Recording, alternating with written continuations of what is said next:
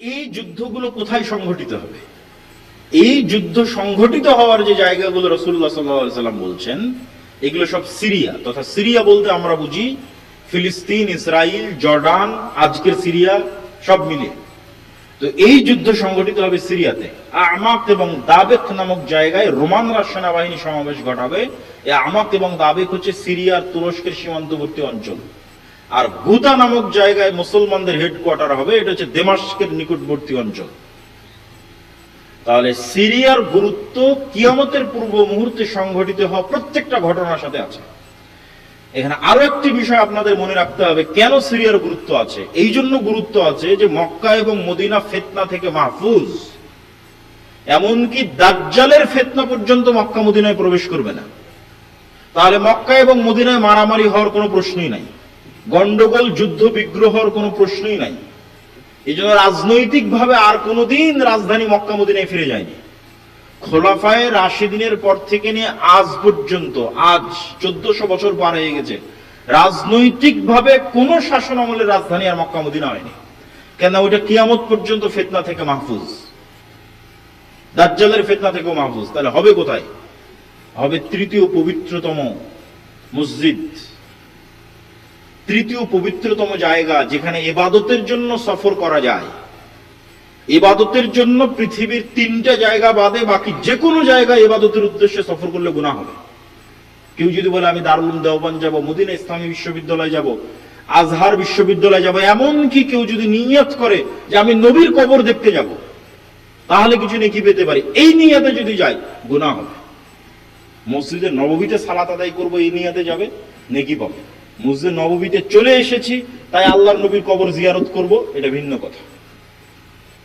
কিন্তু আমার নিয়ত যে আমি মসজিদে নববীতে যাব, এই সফরে নেকি আছে। তাহলে এরকম 3টে জায়গা আছে, যে 3টে জায়গায় ইবাদতের উদ্দেশ্যে সফর করা যায়। তার 3 নম্বর জায়গা মসজিদ আকসা। আজ থেকে 80-90 বছর আগে একজন হাজি যখন ভারত, পাকিস্তান, আফগানিস্তান, বাংলাদেশ থেকে চলতো, তখন সেই হাজির পক্ষে এটি সহজ ছিল, যারা বাই রোড যাতায়াত করত অথবা যারা সমুদ্র পথে যাতায়াত করত, তারা চেষ্টা করত একসাথে 3টে মসজিদই দেখে আসতে। যেমন এখন আপনারা হজ উমরায় গেলে 2 মসজিদ দেখেন, তৃতীয় মসজিদে কিন্তু যাওয়ার সুযোগ হয় না। এটা আল্লাহ সুবহানাহু ওয়া তাআলার পক্ষ থেকে আমাদেরকে আল্লাহ মাহরুম করে রেখেছে, বঞ্চিত করে রেখেছে উম্মতে মুহাম্মাদের গুনাহের কারণে। উম্মতে মুহাম্মাদের তাকওয়া এবং পরহেজগারিতার অভাবের কারণে তৃতীয় পবিত্রতম মসজিদ থেকে বঞ্চিত, যেখানে আমাদের পূর্বপুরুষরা সালাত আদায় করার সুযোগ পেত কিন্তু আমরা পাই না, যাওয়ার সুযোগ পেত কিন্তু আমরা পাই না। আল্লাহ আমাদের বঞ্চিত করে রেখেছে 70 বছরের বেশি কাল থেকে। সম্মানিত উপস্থিতি, এবং এই জেরুজালেমের বাবুল লুদ, লুদ নামক দরজায় ঈসা আলাইহিস সালাতু ওয়াস সালাম দাজ্জালকে হত্যা করবেন। সুতরাং এই অঞ্চলে যা সংঘটিত হবে তার গুরুত্ব সীমাহীন, অপরিসীম এবং অপরিহার্য। এখান থেকে আমাদের শিক্ষা কি? এই বিশাল ইতিহাস থেকে আমাদের শিক্ষা হচ্ছে, এই যে জেরুজালেম বা এই যে মসজিদ আকসা, মুসলমানেরা 2বার বিজয় করেছে। একবার ওমর ফারুক রাদিয়াল্লাহু তাআলা আনহু, আর একবার সুলতান সালাহুদ্দিন আইয়ুবী রাহিমাহুল্লাহ। ওমর ফারুক রাদিয়াল্লাহু তাআলা আনহু যখন জেরুজালেম বিজয় করেন, আবু উবাইদা ইবনুল জাররাহ যখন তার নিকটে চিঠি লেখেন, 4000 সাহাবী সেই দিন উপস্থিত ছিল। কি চিঠি লেখেন? যে পাদ্রীরা চাবি হস্তান্তর করবে না আমিরুল মুমিনিন খলিফাতুল মুসলিমিন না আসলে। তো আমিরুল মুমিনিন খলিফাতুল মুসলিমিন আসছেন, অসংখ্য পাদ্রী, পৃথিবীর রোমান এম্পায়ারের সবচেয়ে বড় তীর্থস্থল জেরুজালেমের বড় বড় পাদ্রীরা বসে আছে, অনেক বড় পাওয়ারফুল জায়গা জেরুজালেম। সেই পাওয়ারফুল জায়গায় বড় বড় পাদ্রীরা বসে আছে, তারা অপেক্ষায় আছে আমিরুল মুমিনিন খলিফাতুল মুসলিমিন আসবে। আর তিনি প্রবেশ করছেন, তখন তিনি উটের রশি ধরে টানছেন। তো মানুষ তো সন্দেহে পড়ে গেছে, কে খলিফা আর কে চাকর। কিন্তু আবু উবাইদা ইবনুল জাররাহ তো চিনেন যে ইনি আমাদের খলিফা। তো উনি হন্তদন্ত হয়ে ছুটে এসেছেন। আমিরুল মুমিনিন করেছেন কি? লা ইয়ানজুরু ইলাইনা রোমান নাজরাতা কিল্লাহ, আমাদের দিকে রোমানেরা অপমানের দৃষ্টিতে তাকিয়ে আছে। দেখো মুসলমানদের নেতার অবস্থা দেখো, ঠাট্টা করছে। তখন ওমর রাদিয়াল্লাহু তাআলা বলছেন, আযযানাল্লাহ, আল্লাহ আমাদেরকে সম্মান দিয়েছে, আমরা ছিলাম মরুভূমির রাখাল, পৃথিবীর কেউ আমাদের চিনত না, জাহেলি যুগে কেউ আমাদের চিনত না। আর আজকে আমি ওমর জেরুজালেম বিজয় করছি, আমার কাছে কল্পনারও বাইরে, স্বপ্নেরও বাইরে।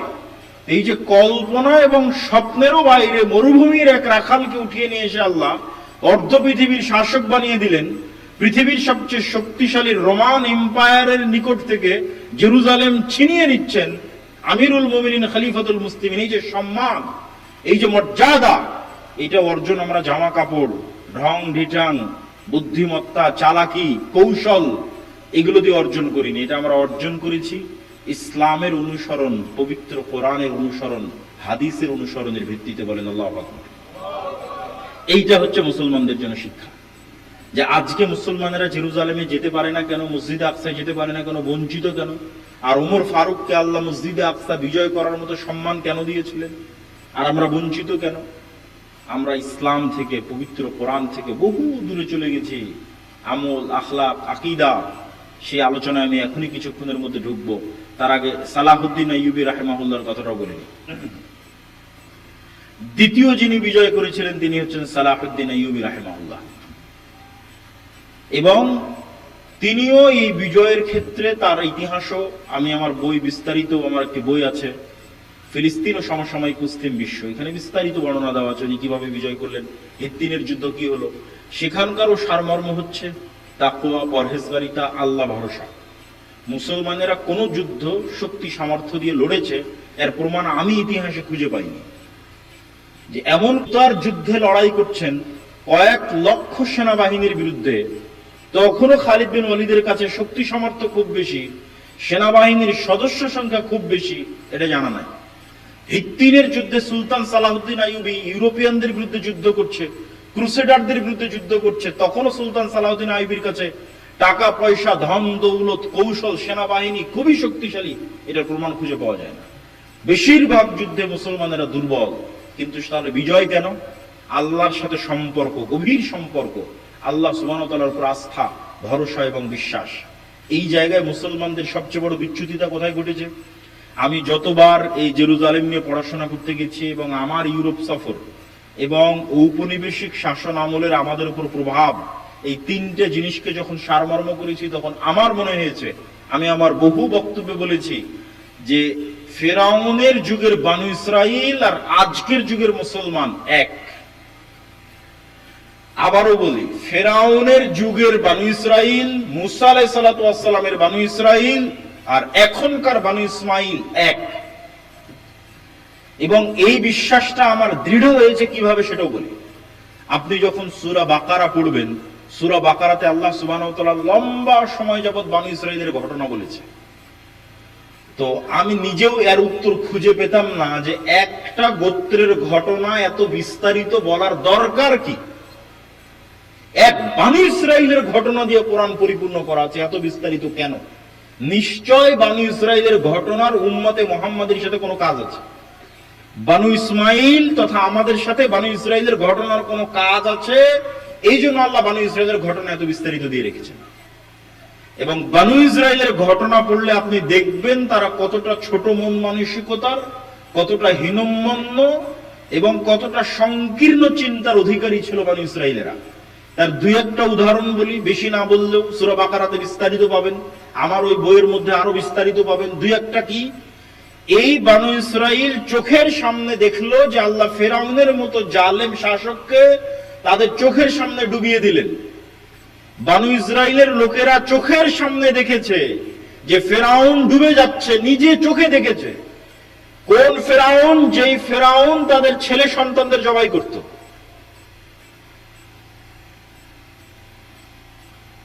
ইউযাববিহুনা আবনাআকুম ওয়া ইস্তাহয়ুনা নিসাআকুম, এই সেই ফেরাউন যে তোমাদের ছেলে সন্তানদের জবাই করত, মেয়ে সন্তানদের বাঁচিয়ে রাখত। এই ভয়ঙ্কর ফেরাউনকে চোখের সামনে ডুবতে দেখেও এই বানু ইসরাইল মুসা আলাইহিস সালাতু ওয়াস সালামকে বলছেন, লান নুমিনা লাকা হাত্তা নারাল্লাহ জাহরাতান, মুসা তোমার প্রতি ঈমান আনেন করব না যতক্ষণ না প্রকাশ্যে আল্লাহকে না দেখছি। বলেন নাউজুবিল্লাহ। এর চেয়ে বড় প্রকাশ্যে আল্লাহকে কি দেখবি? চোখের সামনে ফেরাউন ডুবে গেল।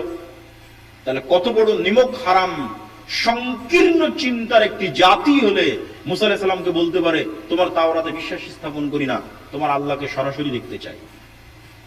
এরকম অসংখ্য ঘটনা আল্লাহ তুলে ধরেছেন। লান নাসবিরা আলা তুআমিন ওয়াহিদ ফাদউ লানা রাব্বাক। আল্লাহ তাদের জন্য আসমান থেকে খাবার পাঠাতেন, মান্না সালওয়া। তো তারা মুসা আলাইহিস সালামকে বলছে এক খাবার প্রতিদিন ভালো লাগে না, তোমার আল্লাহকে বলো যেন জমিন থেকে চাল ডাল গম পেঁয়াজ রসুন এগুলো উৎপন্ন করে, এই এক খাবার ভালো লাগে না। তখন আল্লাহ বলছে ঠিক আছে, এই চাল ডাল রসুন যখন চাও তাহলে সবুজ শ্যামল ভূমিতে যাও, মরুভূমিতে তো এগুলো হবে না। এই ঘটনাগুলো ঘটতেছে মরুভূমিতে, ওই জমি আজও মরুভূমি। আপনি আজকের মিশরে গিয়ে যদি তুর পাহাড় ঘুরতে যান, যে তুর পাহাড়ের পাদদেশে এই ঘটনাগুলো ঘটছে, এর চারপাশ শত শত কিলোমিটার মরুভূমি, যেটাকে বলা হয় সিনাই মরুভূমি। এই মরুভূমির মধ্যে 40 বছর বানি ইসরায়েলরা ঘুরপাক খেয়েছিল। তাহলে তো এই মরুভূমি পার হয়ে যেখানে সবুজ শ্যামল এলাকা আছে ওটা বিজয় করতে হবে, ওখানে যাও জিহাদ করো। ইযহাব আনতা ওয়া রাব্বুকা ফাকাতিলা, মুসা আপনি আর আপনার আল্লাহ গিয়ে যুদ্ধ করেন, আমরা যুদ্ধ করতে পারবো না। তাহলে যাদের জন্য আল্লাহ পাথর ফেটে 12টা ঝর্ণা ধারা তৈরি করলেন, তাদের জন্য, তাদের চোখের সামনে। ওই ইস্তাসকা মূসা লিকওমি ফাকুল নাজরিব বিআসাকাল হাজার ফানফাজারাত মিনহু ইসনাতা আশারাতা আইনা।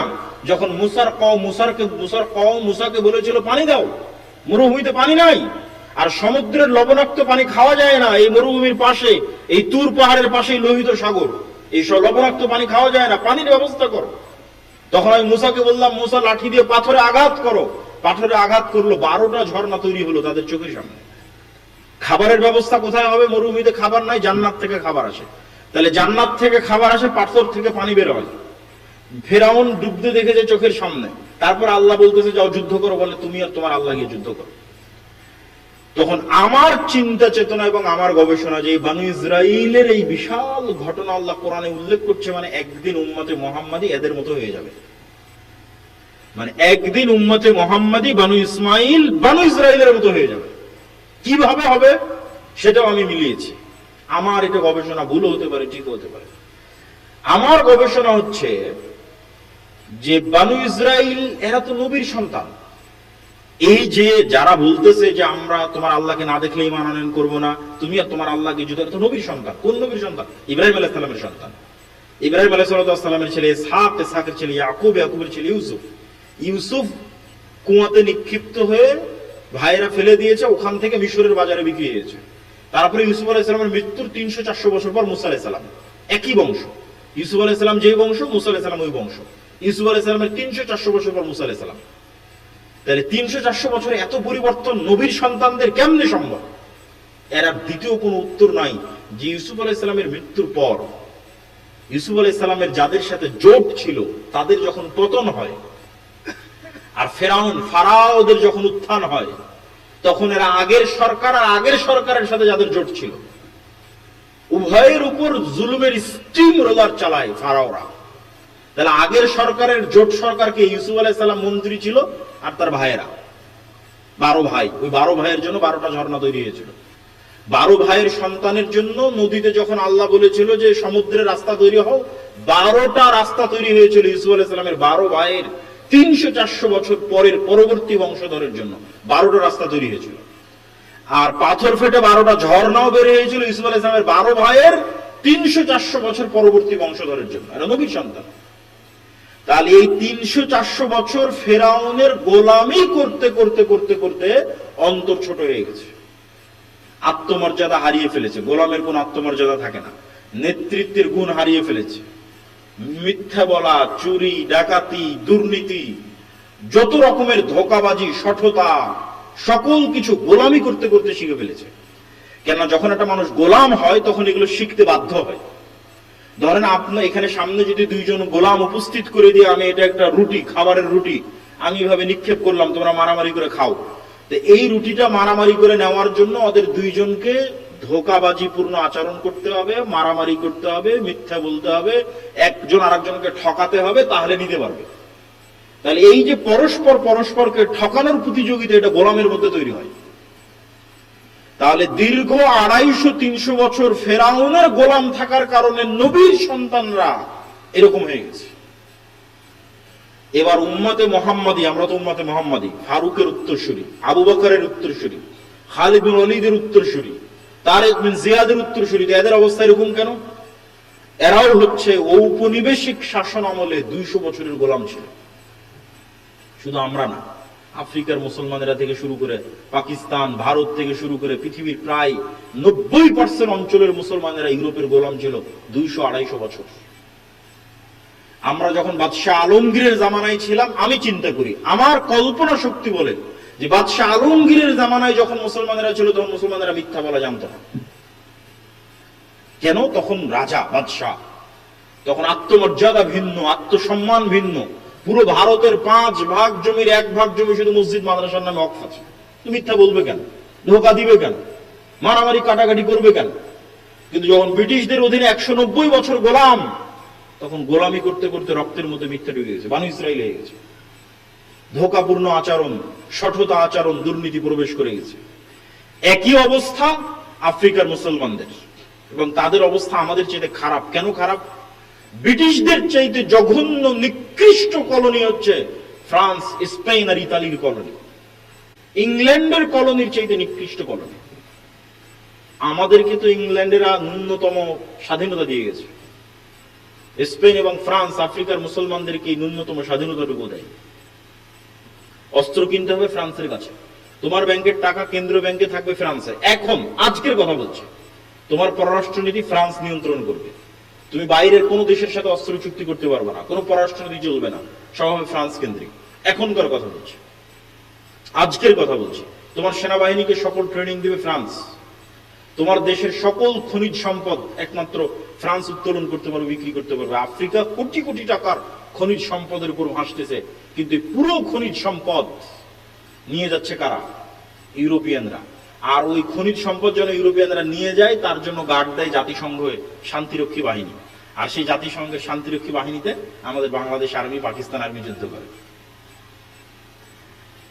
তো সম্মানিত উপস্থিতি, এই আফ্রিকানদেরকে যখন আপনি ইতালি, ফ্রান্স, স্পেনের মাটিতে দেখবেন, তখন দেখবেন তারা বাঙালি মুসলমানদের চাইতে বেশি মিথ্যুক, বাঙালি মুসলমানদের চাইতে বেশি ধোঁকাবাজ, বাঙালি মুসলমানদের চাইতে বেশি সততাপূর্ণ আচরণ করে। আর বাঙালি মুসলমানদের যখন দেখবেন ইন্ডিয়ান সাবকন্টিনেন্ট, পাকিস্তানের মুসলমানদের যখন ইউরোপে দেখবেন, তখন জন্ম নিবন্ধন কার্ড থেকে শুরু করে, জাতীয় পরিচয়পত্র থেকে শুরু করে, সার্টিফিকেট থেকে শুরু করে, যে আবেদন সাবমিট করেছে আবেদন সাবমিট থেকে শুরু করে, সরকারের কাছে বেনিফিট নিবে যে আমার কয় ছেলে মেয়ে কোথায় পড়ে, আমি কি চাকরি করি, কত টাকা ইনকাম করি, প্রত্যেক ধাপে মিথ্যা বলতেছে। শুরু থেকে নিয়ে শেষ পর্যন্ত মিথ্যার উপর প্রতিষ্ঠিত। সে মুসলমান, হাজি, নামাজি, ওমরাকারী, কিন্তু পুরো জীবনটা মিথ্যার উপর প্রতিষ্ঠিত।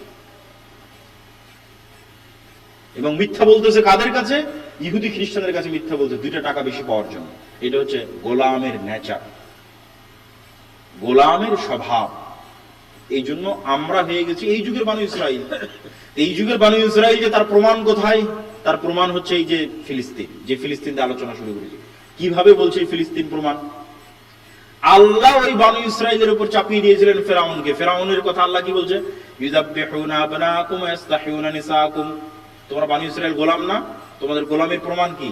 তোমাদের ছেলে সন্তানদেরকে ফেরাউন জবাই করে, মেয়ে সন্তানদেরকে বাঁচিয়ে রাখে। তো আমরা যে গোলাম, তার প্রমাণ কি? দেখো, সারা পৃথিবীর মানুষের চোখের সামনে 50,000-এরও অধিক নারী, পুরুষ, শিশুকে গত 1.5 বছরে গাজার মাটিতে হত্যা করা হয়েছে। পৃথিবীর কেউ টু শব্দ করে তাদের বাঁচাতে যায়নি। এর চেয়ে বড় গোলামের প্রমাণ আর কি নেবেন? যে পুরো মুসলিম বিশ্ব যে গোলাম, এর চেয়ে বড় প্রমাণ আর লাগবে না। পৃথিবীর কোন যুদ্ধের আইন পর্যন্ত ফলো করা হয়নি। হাসপাতাল পর্যন্ত, বিশ্ববিদ্যালয় পর্যন্ত, স্কুল পর্যন্ত কিছুই নিরাপদ থাকেনি। পুরো গাজা ধুধু মরুভূমিতে পরিণত হয়ে গেছে। মাথা গুজার মতো ঠাঁই এরকম একটা ছাদ পর্যন্ত নাই, সবাই তাঁবুর নিচে। ঠিক রোহিঙ্গারা যেভাবে তাঁবুর নিচে, সেভাবে তাঁবুর নিচে। কিন্তু সারা পৃথিবীর মানুষের চোখের সামনে গেছে, 57টা মুসলিম রাষ্ট্রের চোখের সামনে গেছে। তাহলে ওখানে ফেরাউন তাদের জবাই করার কথা আল্লাহ সুবহানাহু ওয়া তাআলা বর্ণনা করেছে। আজকের যুগের ফেরাউনেরা আজকের যুগের বানু ইসরাইলকে এভাবে হত্যা করতেছে। কেননা আজকের যুগের বানু ইসরাইলের এই যে গুণাবলী, তথা আমি আমার নিজেদেরকে বলতেছি, এই গুণাবলী থেকে উদ্ধারের উপায় কি? এই গুণাবলী থেকে উদ্ধারের উপায় হচ্ছে মুসলমানদের আনুষ্ঠানিকতা ঠিক আছে। এই জিনিসটা আল্লামা ইকবালও রিয়ালাইজ করেছেন, উনিও ওনার কবিতার মধ্যে বলেছেন, উনিও এই জিনিসটা অনুভব করেছেন ইউরোপ সফরের পর। सबक फिर से पढ़ सदाकत का, शुजाअत का, अदालत का, लिया जाएगा तुझसे काम, दुनिया की इमामत का। আল্লামা ইকবালও উনিও দেখেছেন পাকিস্তানের মানুষদের, বাংলাদেশের মানুষদের, আমিও দেখেছি যে তাদের মধ্যে ইসলামের আনুষ্ঠানিকতা আছে। পুরো রমজানে সাহারি ইফতারি ঠিক আছে, মসজিদ মাদ্রাসা আছে, সবকিছু আছে, ঈদের আনুষ্ঠানিকতা ঠিক আছে, জানাজার আনুষ্ঠানিকতা ঠিক আছে, সালাত, সিয়াম, হজ, যাকাতের আনুষ্ঠানিকতা ঠিক আছে, ওমরার আনুষ্ঠানিকতা ঠিক আছে। কিন্তু যেই বৈশিষ্ট্যের উপর আল্লাহ নবীদের বড় করেছেন, নবীদেরকে আল্লাহ জন্মগত যে গুণের উপর বড় করেছেন, ওই গুণটা মুসলমানদের নাই।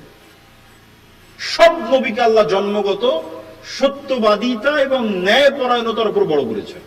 জন্মই হয়েছে এটার উপর, সত্য বলার উপর, ন্যায় পরায়ণতার উপর, আত্মমর্যাদা, আত্মসম্মানের উপর, নেতৃত্বের গুণাবলী সম্পন্ন। আর আমি মনে করি এই জন্যই আল্লাহ সুবহানাহু ওয়া তাআলা মুসা আলাইহিস সালাতু ওয়াস সালামকে বানু ইসরাইলের আর 10টা ছেলের সাথে বড় করেননি। বানু ইসরাইলের আর 10টা ছেলের সাথে বড় হলে তো গোলামদের সাথে বড় হতেন। তো গোলামদের সাথে বড় হলে তো ওনারও মন মানসিকতা ছোট হয়ে যেত, ধোঁকা দেওয়া শিখতো, মিথ্যা বলা শিখতো। এই জন্য মুসা আলাইহিস সালামকে আল্লাহ মানুষ করেছে রাজার বাড়িতে। রাজার বাড়িতে মানুষ হলে তো আর মিথ্যা বলে খাবার নেওয়া লাগবে না, আরেকজনকে ধোঁকা দিয়ে 1 টাকা বেশি উপার্জন করা লাগবে না। তাহলে এগুলো শিখবে না। কি শিখবে? আত্মমর্যাদা, আত্মসম্মান, নেতৃত্ব শিখবে। তাই শিখেছে। এবং আত্মমর্যাদা, আত্মসম্মান, নেতৃত্ব কোন লেভেলের ছিল মুসা আলাইহিস সালামের? যে একদিনের জন্য বাইরে বের হয়ে কোন এক জায়গায় একদিন একটা অন্যায় কাজ দেখেছেন তার চোখের সামনে, একদিনের জন্য একটা অন্যায় কাজ দেখেছেন যে ফেরাউনের কোন লোক বানু ইসরাইলের কোন লোকের উপর জুলুম করতেছে। তো গোলাম হলে তো এটাকে জুলুমই মনে করতো না, আরে এটাই তো আমাদের ভাগ্যের পরিহাস, এটা আবার জুলুম কি? জুলুমই মনে করতো না। কিন্তু উনি স্বাধীন নেতা, নেতা হিসেবে আল্লাহ তাকে বড় করেছে। তাহলে জুলুম কেন হবে? 1 থাপ্পড় দিয়েছেন ফেরাউনের লোকে, 1 থাপ্পড়ে ফেরাউনের লোক মরে গেছে। এই যে আত্মমর্যাদা, গায়রাত, রাগ, এটা গোলামের থাকে না। এই গায়রাত, এই রাগ, এই আত্মমর্যাদা একজন স্বাধীন নেতার থাকে। তো ওই স্বাধীন নেতা কোথায় তৈরি হতে হবে? যেখানে আত্মমর্যাদা, আত্মসম্মান আছে, ওখানে তৈরি হতে হবে। এই জন্য বানু ইসরাইলের সাথে বড় না করে রাজার বাড়িতে আল্লাহ সুবহানাহু ওয়া তাআলা বড় করেছেন মুসা আলাইহিস সালাম। এই জন্য মুসা আলাইহিস সালামের চিন্তা চেতনার সাথে বানু ইসরাইলের চিন্তা চেতনা মিলত না। এক পর্যায়ে বিরক্ত হয়ে মুসা আলাইহিস সালাম আল্লাহকে বলছেন, হে আল্লাহ, এদের দায়িত্ব আমি আর নিতে পারবো না। উনি একজন স্বাধীন চেতা, আত্মমর্যাদার অধিকারী মানুষ হিসেবে গোলামদের দায়িত্ব কতদিন পালন করবে? সম্মানিত উপস্থিতি, তাহলে মুসলমানদের সব ঠিক আছে নাই কি? ওই দিন আল্লামা ইকবাল বলছে, সাবাক ফিরসে বার সাদাকাত কা, নতুন করে সত্য বলা শিখো। তোমাদের পুরো জীবন মিথ্যার উপর, ব্যবসা বাণিজ্য, টাকা পয়সা, কাজ কারবার সব মিথ্যার উপর। বাংলাদেশের গত 16 বছরে যারা এসপি, মন্ত্রী, এসি ল্যান্ড, ওসি, ডিসি, যে যে পর্যায়ে দায়িত্ব পালন করেছে তার অন্তত 90% বেশি হবে এই যে এই সমস্ত জালসার সভাপতি, বিশেষ অতিথি, আর অন্তত 80% বেশি হবে একবার হলো ওমরা করেছে। কিন্তু ওর দায়িত্বের জায়গায় সবচেয়ে বড় মিথ্যক, ওর দায়িত্বের জায়গায় সবচেয়ে বড় ধোঁকাবাজ এবং দুর্নীতিবাজ। এটাই গোলামের স্বভাব, এই জন্য গোলাম। তাহলে সে ইসলামের আনুষ্ঠানিকতা ঠিক রেখেছে, কিন্তু রাসূল সাল্লাল্লাহু আলাইহি ওয়াসাল্লাম এবং নবীদের জন্মগত যে গুণ সেটা তার মধ্যে আনতে পারে।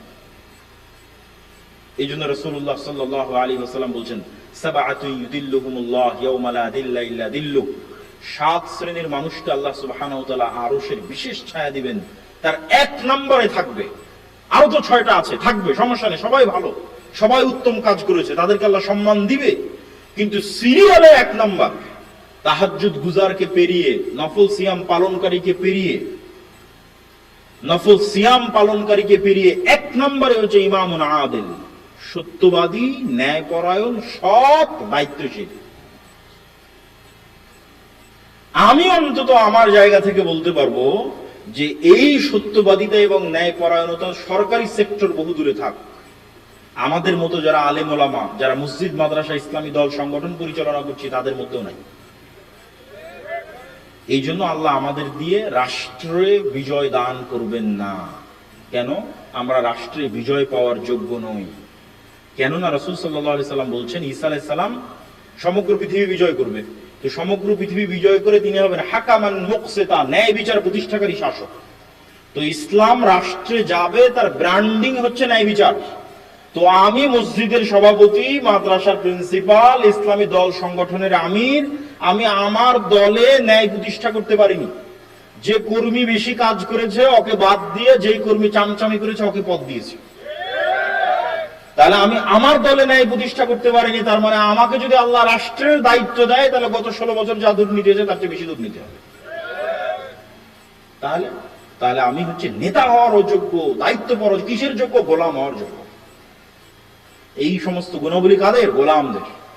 এবার যদি আম পাবলিক তথা আপনাদের মতো সাধারণ জনগণের কাছে চলে আসি, বিভিন্ন পর্যায়ের চাকরিজীবী, দায়িত্বশীল বাদ দিলাম, আলেম ওলামা বাদ দিলাম, সাধারণ জনগণ, এমন কত সাধারণ জনগণ নিবেন যে হজ করেছে, ওমরা করেছে, সালাত আদায় করে, লম্বা দাড়ি, মাথায় সিজদা দিয়ে পড়া ফেলে দিয়েছে, কিন্তু তার নিজের বোনকে বাপের সম্পত্তিতে ন্যায়ের সাথে অংশ বুঝিয়ে দেয়নি। ন্যায়ের সাথে অংশ বুঝিয়ে দেওয়া মানে যেই জায়গায় আবাদ কম হয়, যেই জায়গা পানিতে ডুবে থাকে, রাস্তা থেকে দূরে উঠে দিয়েছে বোনকে, আর যেটা ভালো ফরওয়ার্ড জমি সেটা দিয়েছে নিজে। তাহলে এটা তো ন্যায় প্রতিষ্ঠা হলো না। তাহলে যে তার পরিবারে ন্যায় প্রতিষ্ঠা করতে পারলো না, তাকে যদি আল্লাহ রাষ্ট্রের দায়িত্ব দেয় তাহলে ও গত 16 বছরের চেয়ে বেশি দুর্নীতি করবে না? বেশি দুর্নীতি করবে। তাহলে এই স্বভাবটা কার? গোলামের স্বভাব, নেতার স্বভাব নয়। নেতা কখনো মিথ্যা বলা জানে না, নেতা কখনো দুর্নীতি করা জানে না, সত্যবাদী, ন্যায়পরায়ণ। আবু সুফিয়ান কাফের হতে পারে, কাফেরদের সর্দার হতে পারে, বদর, উহুদ, খন্দকের যুদ্ধে আল্লাহর নবীর বিরুদ্ধে যুদ্ধে নেতৃত্ব দিতে পারে, কিন্তু আবু সুফিয়ান বাই বর্ন, জন্মগত লিডার। জন্মগত লিডার। এই জন্য আবু সুফিয়ানকে যখন জেরুজালেমে বাদশাহ হিরাক্লিয়াস তার চিরশত্রু মুহাম্মদ সাল্লাল্লাহু আলাইহি ওয়াসাল্লাম সম্পর্কে জিজ্ঞেস করছে, তখন আবু সুফিয়ান একটা বাক্য মিথ্যা বলেনি। তখন উনি কাফের, কিন্তু মিথ্যা বলা তো জানেই না, কেন is a by god leader, জন্মগত নেতা, তো কেমনে মিথ্যা বলবে? সম্মানিত উপস্থিতি, কিন্তু আমরা মুসলমানেরা, আমরা হচ্ছি ওই যুগের মক্কার কোরাইশ মুশরিকদের চাইতে চরিত্রের দিক থেকে, মিথ্যা, ধোঁকা এবং দুর্নীতির দিক থেকে নিম্ন স্তরে অবস্থান করছে। আমরা চলে গেছি আজ থেকে 4000 বছর আগের বনী ইসরাইলদের স্তরে। তাহলে আমাদের এখান থেকে বের হয়ে আসতে হলে আমাদের সত্য বলা, যেটা আল্লামা ইকবাল বলেছে, সাবাক ফিরসে পর সাদাকাত কা, সত্য বলা শিখো, সুজাআত কা, সাহসী হও, ভীরু কাপুরুষ হয় না, আদালত কা, ন্যায় প্রতিষ্ঠা করা শিখো। এই কয়টা জিনিস যদি মুসলমানেরা তোমরা করতে পারো, আল্লাহ পুনরায় তোমাদেরকে দুনিয়ার নেতা বানিয়ে দিবে। বলেন আল্লাহু আকবার। এবং মুসলমানেরা দুনিয়ার নেতা হতে পারবে। দুনিয়ার সকল সমস্যার সমাধান ইসলাম আর মুসলমানদের মধ্যে আছে, কিন্তু সেই নেতৃত্বের গুণ আপনাকে অর্জন করতে হবে। সম্মানিত উপস্থিতি, এইটা হচ্ছে এই জেরুজালেমের এই ঘটনা, বনী ইসরাইলদের এই ঘটনা থেকে আমাদের শিক্ষা।